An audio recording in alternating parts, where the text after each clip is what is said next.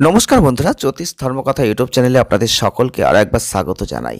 সকলকে স্বাগত জানিয়ে খুব গুরুত্বপূর্ণ বিষয় নিয়ে আজকে আমরা আলোচনা করব।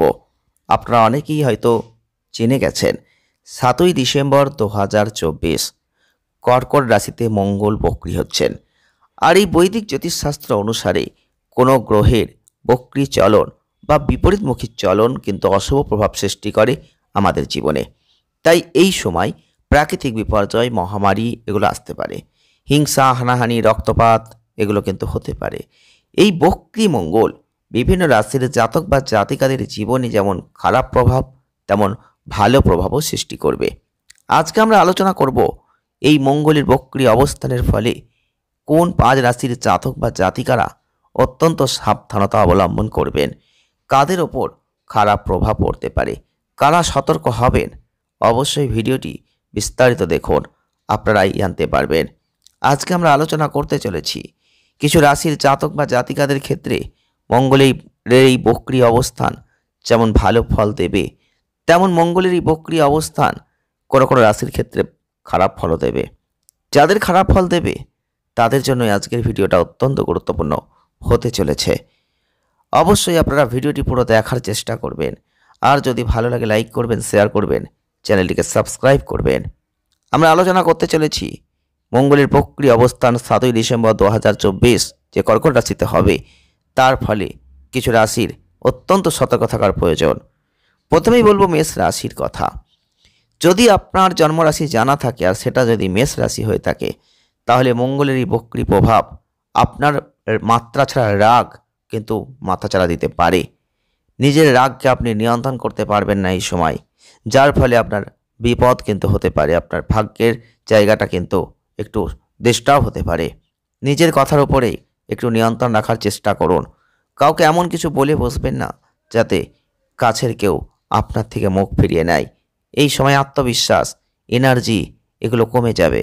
যারা মেষ রাশির জাতক বা জাতিকারা রয়েছেন, নিজেকে ভেতর থেকে শক্ত করতে ওং নমঃ শিবায় প্রত্যেক দিন জপ করবেন, এটা অত্যন্ত ভালো ফল আপনাকে দিয়ে দেবে। নেক্সট হচ্ছে বৃষ রাশি। বৃষ রাশির জাতক বা জাতিকা যদি আপনি হয়ে থাকেন, মঙ্গলের এই বক্রী অবস্থান আপনাদের স্বাস্থ্য নিয়ে সচেতনতার প্রয়োজন। পরিবারে এই সময় নানা সমস্যা আসতে পারে। যারা বৃষ রাশির মানুষ রয়েছেন, মঙ্গলের এই বক্রী অবস্থানের ফলে আপনার বাড়ির মানুষদের সঙ্গে বিবাদ, মনোমালিন্য এগুলো আসতে পারে। আর্থিক পরিস্থিতির একটা অবনতি আসতে পারে। বৃষ রাশির মানুষ হয়ে থাকলে আপনি ওং নমঃ শিবায় অবশ্যই আপনি জপ করবেন। তার সাথে আপনি অবশ্যই আপনার মনস্কামনা জানাবেন, অনেক ভালো ফল কিন্তু লাভ করবেন। তৃতীয় নম্বরে যে রাশিটিকে নিয়ে আমরা আলোচনা করব তা হচ্ছে মিথুন রাশি। মিথুন রাশির জাতক বা জাতিকা যদি আপনি হয়ে থাকেন, মঙ্গল গ্রহের এই বিপরীতমুখী চলন মিথুন রাশির জাতক বা জাতিকাদের ব্যবসা ক্ষেত্রে ক্ষতি নির্দেশ করছে। স্বাস্থ্যে নানা সমস্যা আসতে পারে। বাইরে কিছু খাওয়াটা এড়িয়ে চলতে হবে। পেটের গোলমাল হওয়ার আশঙ্কা আছে। কোনো পরিকল্পনা করেছেন, ভেস্তে যেতে পারে। আর ঠিক সেই কারণে মনটা খারাপ হয়ে যেতে পারে। যারা মিথুন রাশির জাতক বা জাতিকারা রয়েছেন, এনার্জি লেভেল কমে যাবে, কোনো কাজে মন বসবে না। আর ওং নমঃ শিবায় জপ করবেন, দারুণ ফল আপনি লাভ করবেন। নেক্সট হচ্ছে 4 নম্বরে যে রাশিটিকে নিয়ে আলোচনা করব তা হচ্ছে সিংহ রাশি। সিংহ রাশির জাতক বা জাতিকারা যারা রয়েছেন, মঙ্গলের এই বক্রী অবস্থান কোনো নতুন কাজে হাত দেবেন না, কোথাও বিনিয়োগ করবেন না।